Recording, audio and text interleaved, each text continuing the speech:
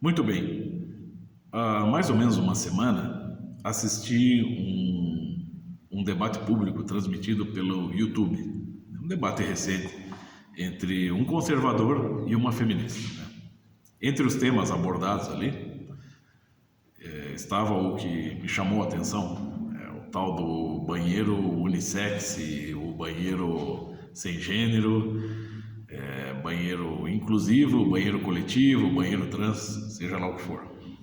Uma ideia que está sendo discutida em muitas nações. Algumas nações já adotaram essa ideia de banheiros coletivos, ou seja, você está abolindo banheiros divididos para homens e para mulheres, né? Exclusivos, né? Para homem e para mulher, abolindo essa ideia e instalando-se em todos os departamentos públicos banheiros coletivos. Todos têm acesso, homem, mulher e, né, homossexuais, transexuais, lésbicas, crianças, tá? Uma salada, né?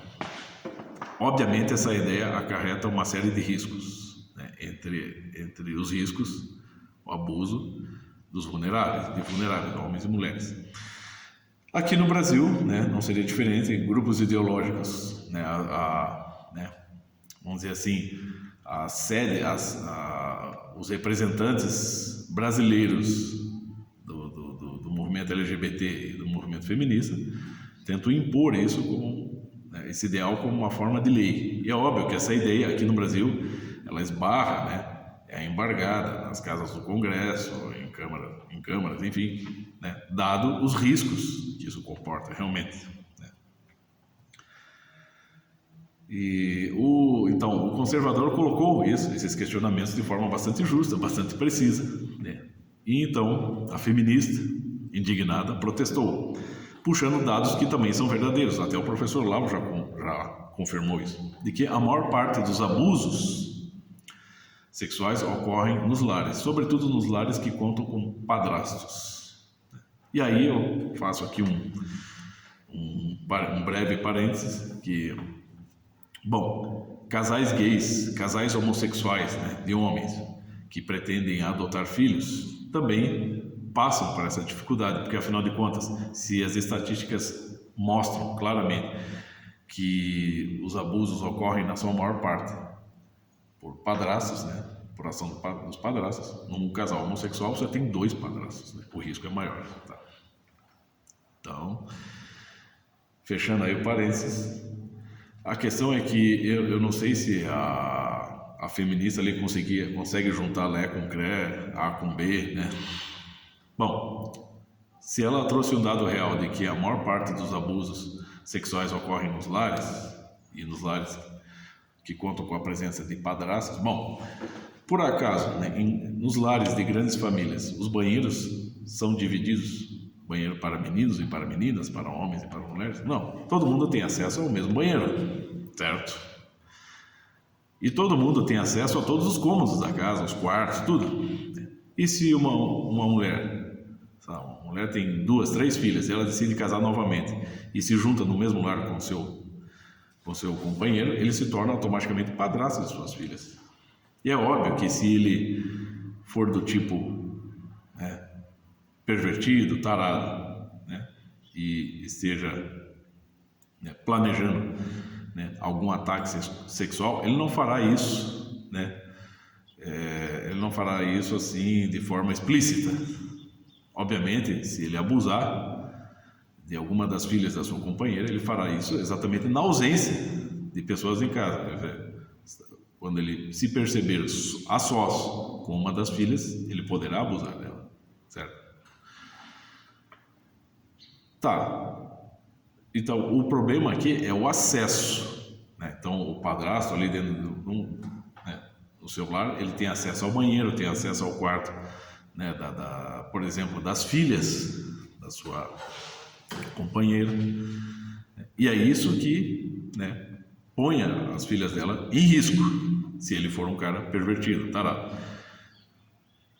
E nos banheiros públicos, nos banheiros coletivos, afinal de contas, banheiro unissex, banheiro inclusivo, banheiro sem gênero, não é a mesma coisa? Obviamente não ocorrerá uma suruba se o banheiro está está bastante movimentada, por exemplo, mãe, pai, filho, transexual, lésbica, está todo mundo lá dentro, não ocorrerá uma suruba coletiva. Isso que estamos apontando só para a questão do abuso. Existem outros tipos de constrangimento, né? Mas assim, se o sujeito é pervertido e ele, né, tem intenção de abusar de alguém e ele sabe que ele tem acesso, né, ao mesmo banheiro que mulheres e meninas frequentam, né, e ele perceber que o banheiro, né, está vazio, mas que, né, por exemplo, ele vê uma menina entrando no banheiro e ele sabe que naquele momento ele não será frequentado por ninguém mais além daquela menina, e ele sabe que ele tem acesso a esse banheiro, essa menina corre risco, certo? Porque ele poderá tomar essa decisão, ele sabe que ele tem acesso. Então o problema está no acesso, né? Está em ele ter o direito de frequentar o mesmo banheiro que uma criança, por exemplo, uma menina de 12 anos. E essa menina pode correr risco se ambos se encontrarem a sós, por acidente, no mesmo lugar, certo? Aí eu fico pensando, o que essas feministas têm na cabeça, né? Sabe, só pode ser esterco, né? Esterco de vaca, né? Porque é óbvio que é uma ideia totalmente incoerente. Se a questão é preservar o bem do outro, né, pouco importa se vai ser democrático ou não, né? Assim, como é que você pode querer confundir democracia com coletividade? Existem muitos lugares aí, abrigos, né, que acolhem pessoas de rua, que são onde se permitem apenas mulheres e crianças, justamente para se reduzir o risco de abusos. Se você junta todo mundo no mesmo lugar, no mesmo recinto, aquilo vira um balaio de gato, como se diz no popular. Sim, o risco aumenta, porque acaba que não tem lei ali dentro. Então, quer dizer, a lei está aí, mas ninguém respeita. E é por isso que existem essas restrições. Isso sim é democrático, isso sim é respeitar. Banheiro para homem, banheiro para mulher é uma coisa democrática, porque se respeita o espaço de cada um, né? Normalmente as mulheres levam suas filhas e os seus filhos, ou a criança, um menino, para não deixar o seu filho frequentar um banheiro público masculino sozinho, sei lá, um menino de 6, 7 anos, ela o leva consigo para o banheiro das mulheres, onde não há esse risco, certo? Onde não há o risco de um menino de 7 anos constranger mulheres que estão lá, que é uma criança, e nem há o risco de um menino sofrer algum ataque estando sozinho, né, e vulnerável num banheiro masculino, certo? Isso é um exemplo, existem muitos, mas parece que feminista mesmo não raciocina mesmo, né?